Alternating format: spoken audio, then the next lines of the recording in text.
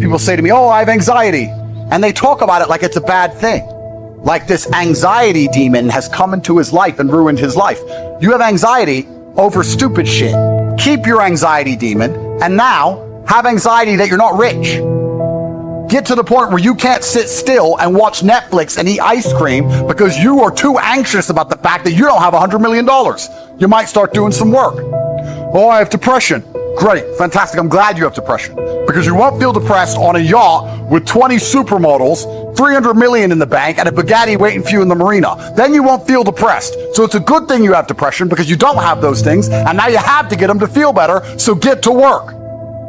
I have OCD. You have OCD over dumb shit like arranging your Star Wars figurines. You should have OCD about getting your life in order, about being in the gym on time, about training harder than everyone around you, about getting some money in your bank.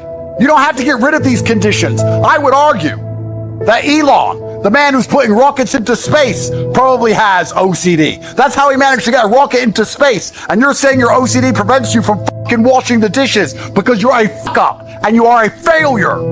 I publicly state that I have anxiety. I have governments trying to kill me, getting thrown in and out of jail at random, all of my assets seized, 9 baby mamas, my Jesco's broken, my private jet was clicking on the way here making a strange noise. I know they're trying to kill me anyway. I have anxiety, but I use my anxiety so that I wake up at 6:15 a.m. instantly enraged, getting to work so I win. I grabbed the demon of anxiety by his fucking neck and added him to my legion. He works for me. You have dulled your sword, so you have nothing to threaten the demons with, because you're too busy sitting around in therapy like a little girl. When anxiety turns up, you cower with your little weak, dull sword. I pull my blade and say, you now work for me. By force. I have depression. I have OCD. I have all of it. These demons work for me. They are my army. That is how I've conquered the world. If you're at home complaining, I have OCD, I have anxiety, I have depression, you need to get these demons in check. They are your weapons against mediocrity. Therapists will never tell you that. A therapist will say, oh, we have to get rid of your anxiety.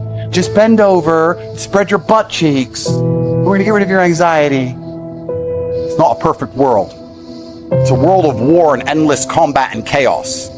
My legion of darkness is made up of monsters because monsters fight monsters.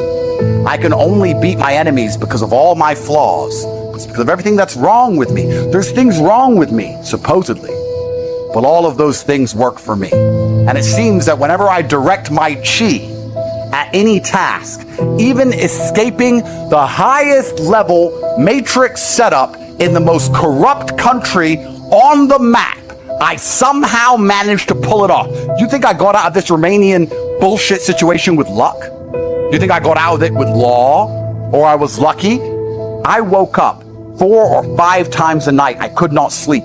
When you wake up and you cannot sleep, you know what you do? You lay in bed and cry like a baby. The second I couldn't sleep, I was up, training, working, reading the Romanian law, learning a new language, the European Court of Human Rights, endless Aikido, new legal teams, new money, new ways to combat their narratives, fighting the BBC, preparing for interviews, endless sets, endless reps, anxiety, OCD, fucking depression, everything. That's how I won. Get out of therapy. You need to leave therapy immediately. There is nothing more destructive to the male psyche than sitting down and complaining and crying about your problems to somebody who has their own problems, which they do not even disclose to you. They sit there as if there's some godlike individual who doesn't have their own mistakes, aren't arguing with their own wife, don't have their own bills to pay. And you sit there trying to elicit sympathy, elicit understanding, automatic submission to some idiot with a piece of paper, a PhD he got from a bullshit university. Therapy in and of itself is destructive to your ability to take control over your own life. You are dulling your sword because you're complaining that your own sword might cut you.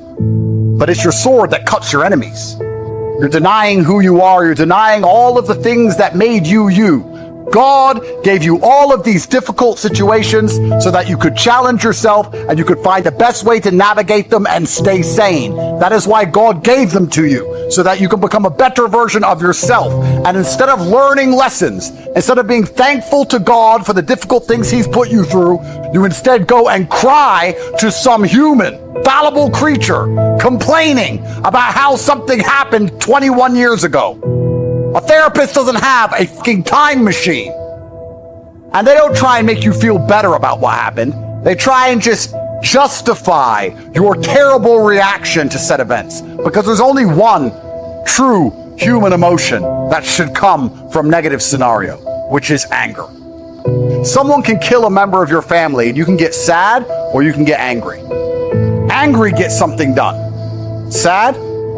That's just sitting around hoping others feel sorry for you. Sad belongs in the therapy room, but anger belongs out here in the world. Directed anger, focused anger.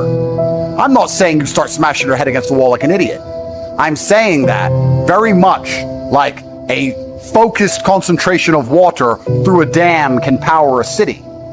That is how your anger should work. You should focus it in the exact direction it needs to go to solve the problem. If you're poor, get angry. If your woman left, get angry.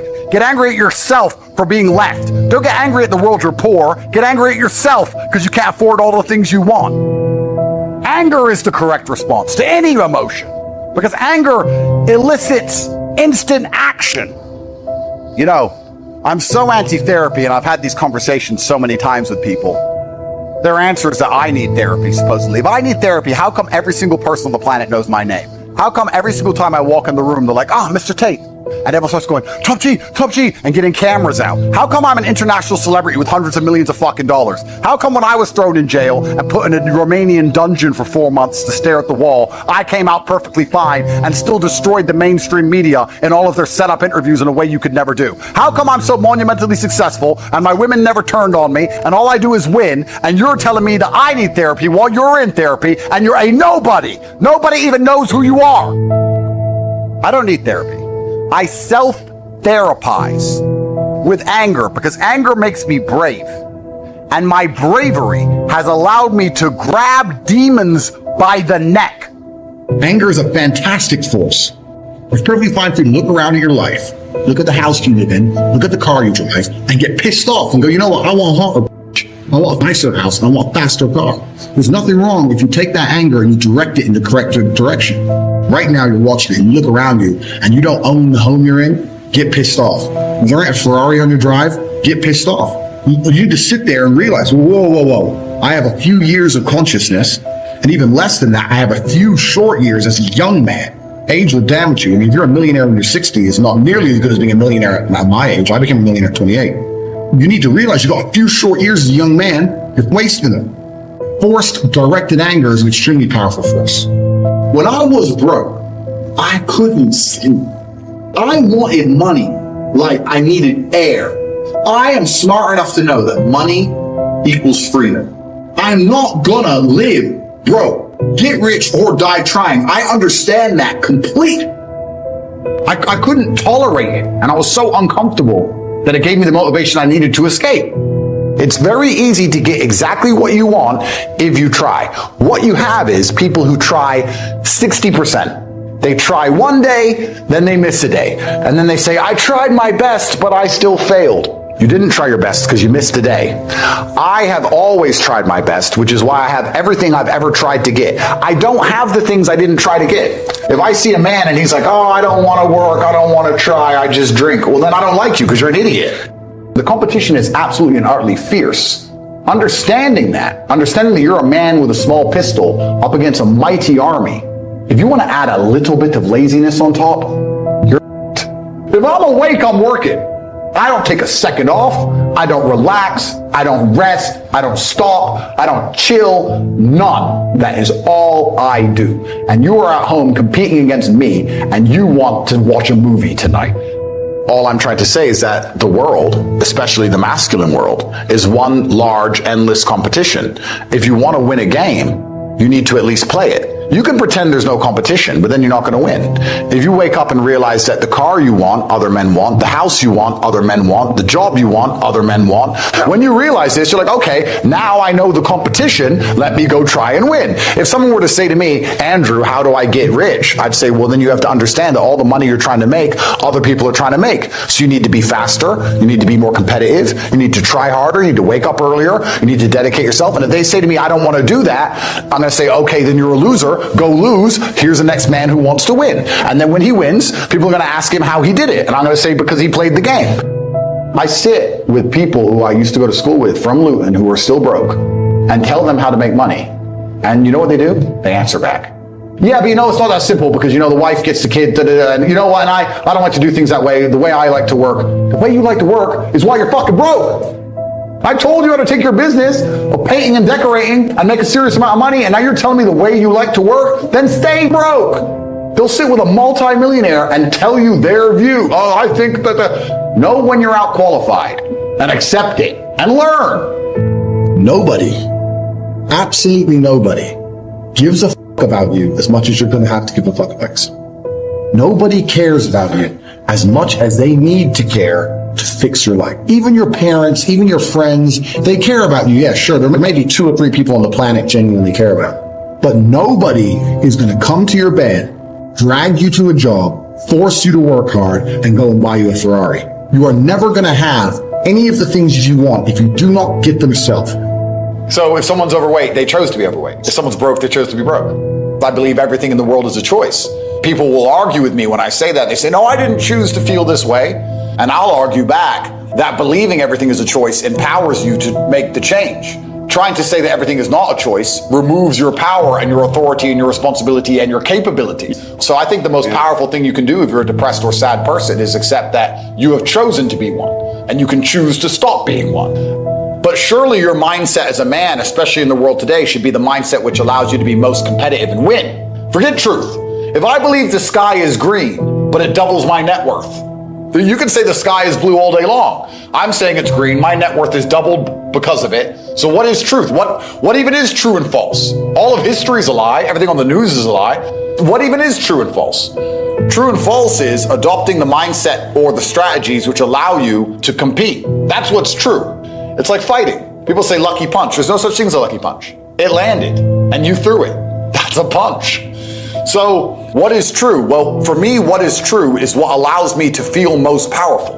When I look at scenarios or situations, I sit and say, option A makes me feel weak and helpless, and option B makes me feel powerful. So I believe B to be true. And that's where my whole worldview comes from. The primary objective of my thoughts and feelings and reality is to win. It's not to feel happy. It's not on some garbage, endless quest for what might be true. It's to win all of the time. So I optimize for competitiveness and I optimize for performance in all things, which is very unpopular with a lot of people. Most people don't optimize for that. Most people optimize for the worst thing possible. You know, the worst possible mindset you can try and optimize your life for? Happiness. Happiness is for women and children. As a man, if you wake up and go, I want to be happy today, you're going to do unimportant, narcissistic, hedonistic garbage. Eat too much, drink too much, sit around and play video games, smoke weed. You're not going to achieve anything if you want to be happy.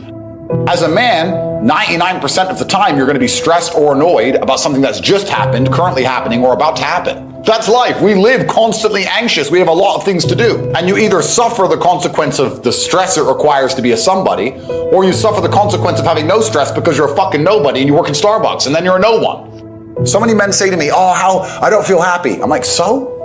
You think I'm happy? I've got nearly $1 billion. I'm still stressed. I got criminal convictions, work to do. I was up at 6 a.m. I gotta go here, I gotta go there. Stop feeling sorry for yourself. Nobody cares about your excuses, your pain, or your struggles. The world only respects results. You can sit there, cry, complain, and blame life, or you can stand up, fight back, and build the life you want. Every second wasted in self-pity is a second stolen from your future. Winners don't feel sorry for themselves. They get up and win.